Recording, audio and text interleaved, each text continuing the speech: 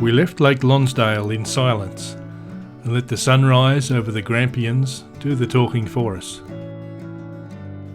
Gariwerd, to the Indigenous, has a feeling of being ancient, and yet this is a strange contrast to the busy little tourist town of Halls Gap, where most people will access this place.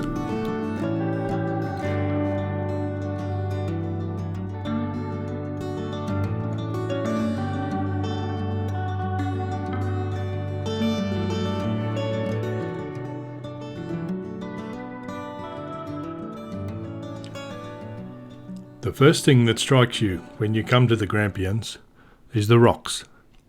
These cliffs are the remains of ancient riverbeds, lifted and folded over millions of years, then carved back by wind and water into the ranges we see today.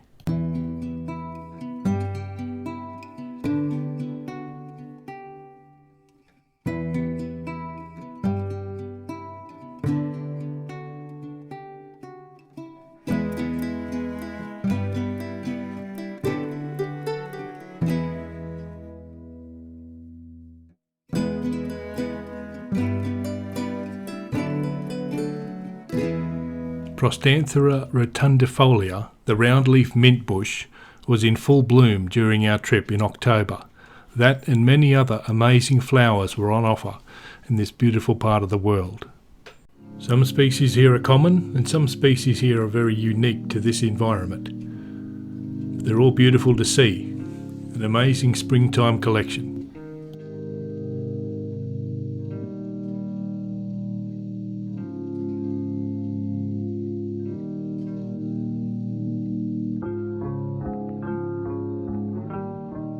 As this day was just a stopover for us and we didn't have a long time to explore, we took one of the short walks, following the creek up to a place called Venus Baths.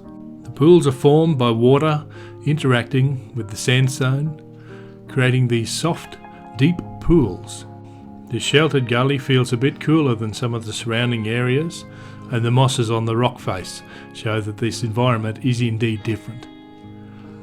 It's an amazing landscape, one much visited during summer, where people often will imagine that these pools are great for sliding down into, and they find that the pools are not as slippery as they thought and end up with a bit of a gravel rash instead of a nice slip and slide experience. But still, what a wonderful place this is, and only a short walk if you only have a short amount of time like we did.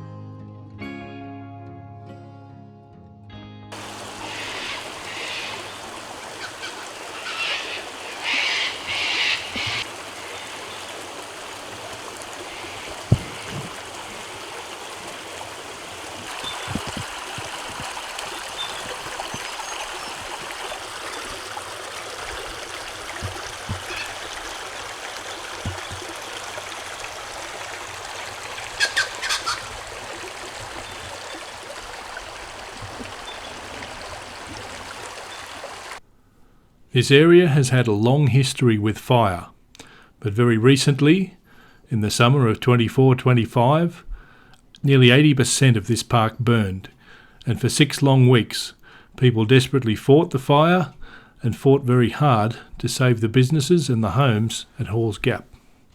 As you drive through the highway that traverses the centre of this park, you get a very real sense of how dangerous and massive this fire would be and how destructive it really was.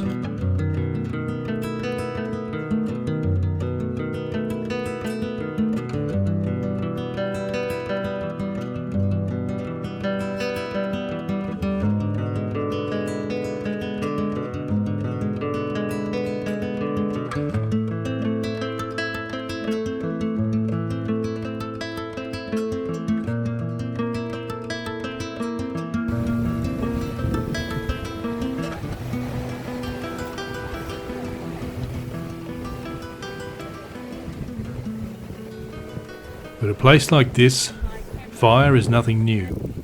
It's been around for a long, long time. And while things look pretty bleak for a while, they come back. The grasses regrow, fresher and brighter than ever. Small flowers spring up and they're encouraged by all the sunlight they don't get when the canopy is heavier. Epic shoots appear out of the side of the gum trees and they grow back new leaves. And these grass trees, they just love it, sending up new spikes, flowering like crazy. Regrowth abounded in every direction as the plants, rejuvenated by the fire and enlivened by the ash that was spread, sent out new life. This is a perfect example of the resilience of the fire-evolved Australian bush. We consider ourselves very lucky to have been able to see this amazing spectacle and all the full bloom of so many amazing plants.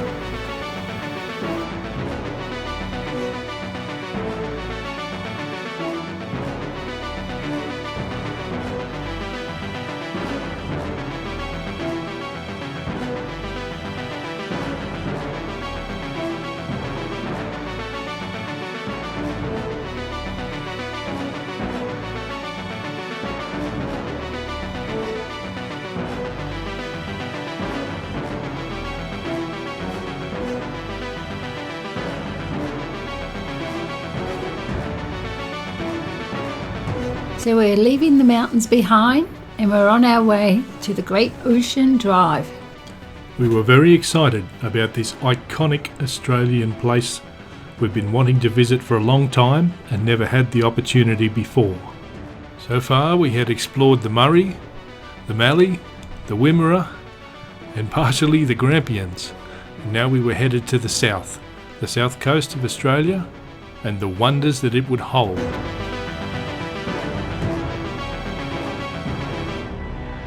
Arriving late in the afternoon, we got our first taste of the Great Southern Ocean, and it didn't disappoint us at all. It was majestic, absolutely wonderful. A haven for wildlife and tourists alike. The Bay of Islands was our first stop, and what an introduction it was. Glorious seas, sea stacks being pounded by the waves, and birds and wildlife abounding. If this was a taste of what was to come, we were surely going to enjoy the next few days as we explored our way from the west to the east of the Great Ocean Road. You'll have to join us in the next video to see that. We'll see you then. Thanks very much for watching. All the best. Bye bye.